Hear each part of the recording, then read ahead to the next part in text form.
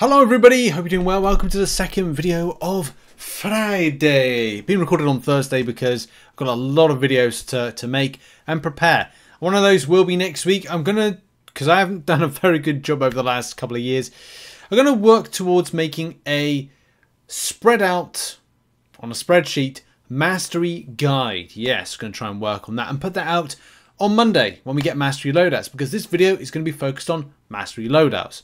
Let's face it, in game, your mastery is your own. Whether or not you set up in a certain way, and funnily enough, the same mastery I have is the same one I put together for Necropolis. It's not exactly the best, but it's not exactly the worst mastery. At this moment in time, I say that with a bit of a laugh there. I don't currently run willpower. I did have to take it off recently as well, because I was like, great, I'm going to put this back on. But then I realised the path that I was going to choose in in Act 8.2 didn't really warrant going in this way. So that's the reason I kind of turned that off.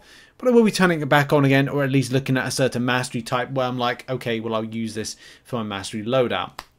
But of course, from the Necropolis point of view, there's a few things that I have, and also some champions I use, where Despair comes in, especially if you've got champions that you are applying a load of debuffs to. Then this is going to be a very important thing to kind of reduce down regeneration. But it's very specific and it's more kind of boss orientated.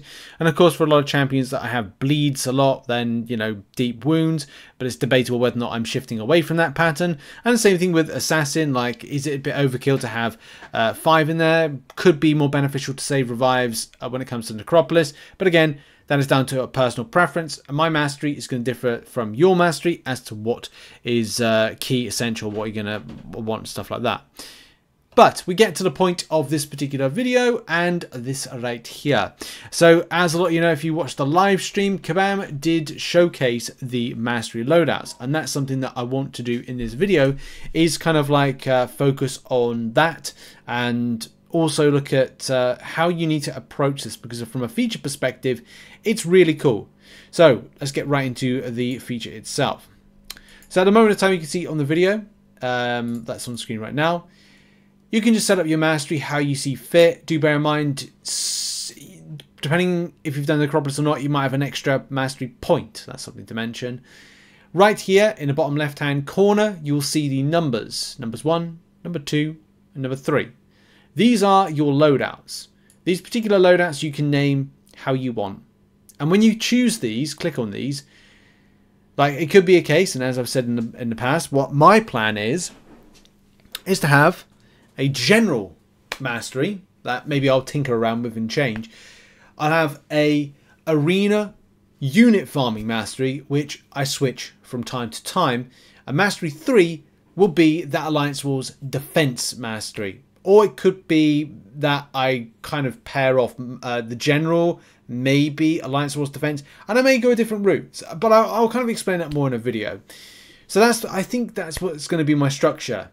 I actually kind of like that a better idea, to go, right, mastery number 1 is the general mastery. Not similar to what I had and what I showed you on screen for my mastery at the moment. But that will be my Alliance Wars defense one. Mastery 2 will be about Scream. That means there's a spider that's been found. Crisis averted, the spider was already dead. This is good news. In any case, back to the structure of the video. Right, 3 different types. One will be my general Alliance Wars defense. Number 2 will be my arena one, so my kind of suicide masteries. And mastery 3 will probably be something that is maybe out of the ordinary, or maybe specific to cater to a certain need, like Mystic Dispersion, and have a lot of Mystic-based champions. Very important, you know, for a lot of Saga-based champions in this month. And maybe that's the thing. Maybe you do like a Sagas-based mastery based on some of the champions to amplify the damage. Maybe yes, or maybe no. Of course, the biggest concern for any player will be what Kabam have said, that it's going to be a 35 unit cost to switch between the different sets of masteries. Of course, it's great to name them in a certain way, and that's fine. The switching will be a bit of a concern. Now, I do understand where a lot of players come from when they talk about this being cost.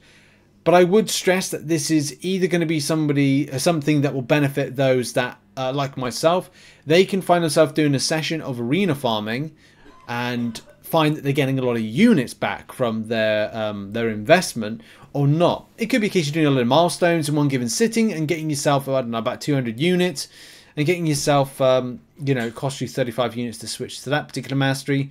And maybe it's advisable to do it over a weekend. Yes, it will mean that if you are switching to Suicide Masteries at a specific time, you've got to think about your Alliance Wars attack. Because at the end of the day, it might not align with, and definitely doesn't align with myself when it comes to the team that I'm putting together for attack. So I'm going to be very careful about that. And maybe that's the thing about when it's up for joining your AQ or AW, that you think about who you're using, why you're using it, and also other implications of different masteries. Because at the end of the day, if you are going to be recoiling, then of course it's going to cost you. If a champion is double immunity based champions or single immunity based champion, you're either going to be forced to do an SP3 rotation a lot of the time, and therefore taking out your rotation that you normally play a certain champion. So you've got to be really careful and clever when it comes to, you know, how frequently you switch these masteries up, the cost implication of the 35 units, which, look, you know, isn't as much. I get it, it's not ideal, but again, you need to think about this being a thought out process of, great, well, where do I claw back those 35 units? Can I make profit? Well, I can clear through arena quicker than I would normally do, and that's something to bear in mind as well when you're doing a session of grind. Now, one great thing that you need to take advantage of next week is the timeline of things. It launches on April 1st, and of course what we'll do is we'll do like a guide on the channel.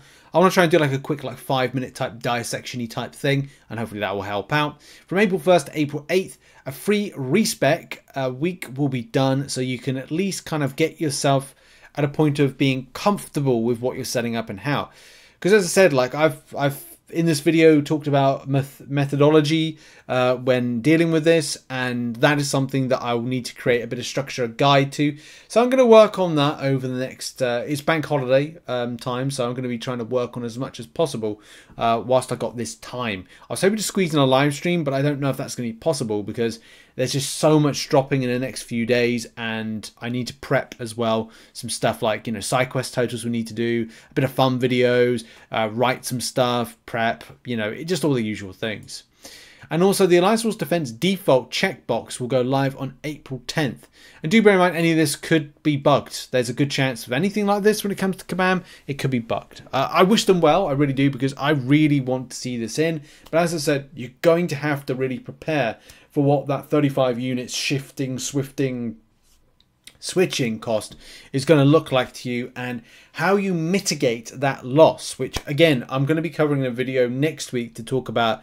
I switched my I switched my masteries at 35 units of cost.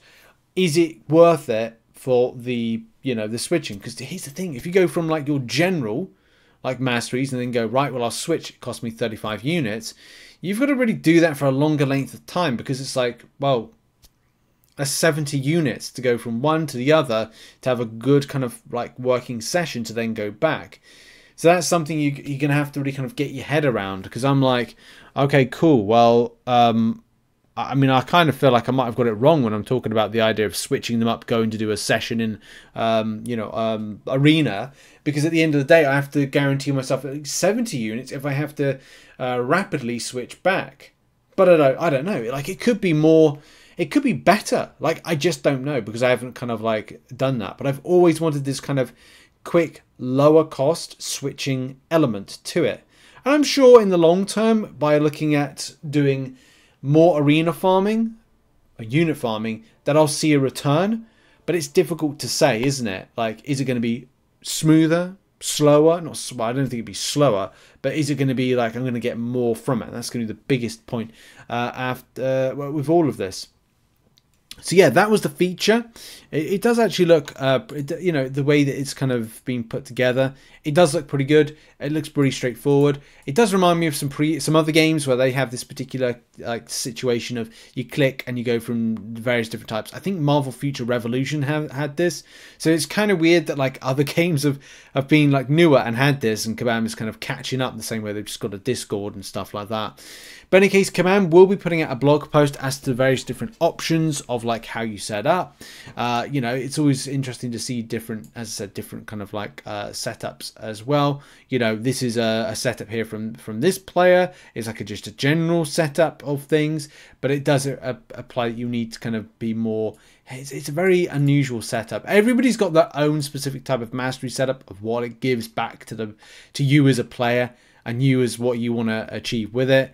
So yeah, each to their own with it. And I'll try and do a guide that kind of like showcases some options, whether or not it's kind of a low cost suicide mastery, it's a arena farmer type one. There's a lot of moving pieces to what players want to see from their mastery, and how you could see benefit. But yeah, really interesting. Looking forward to seeing the feature in action. And yeah, it looks a little bit like that right there. Anyway, that's been a video. What are your thoughts now that you've seen mastery loadouts in action? And I'll see you in the next one. Bye bye.